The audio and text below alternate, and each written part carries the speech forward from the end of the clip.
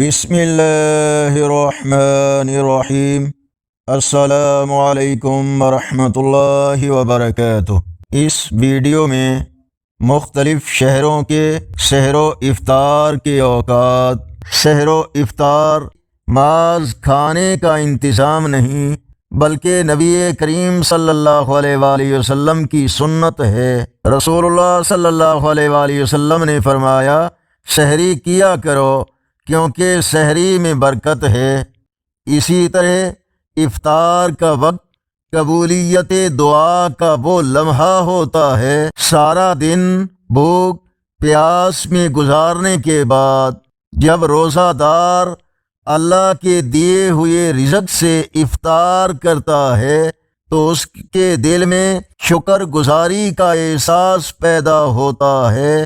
نبی کریم صلی اللہ علیہ وآلہ وسلم کھجور سے افطار فرماتے تھے۔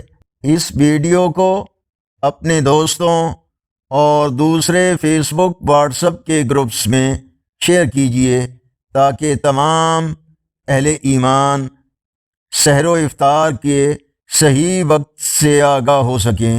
اللہ نگہبان۔ السلام علیکم ورحمۃ اللہ وبرکاتہ۔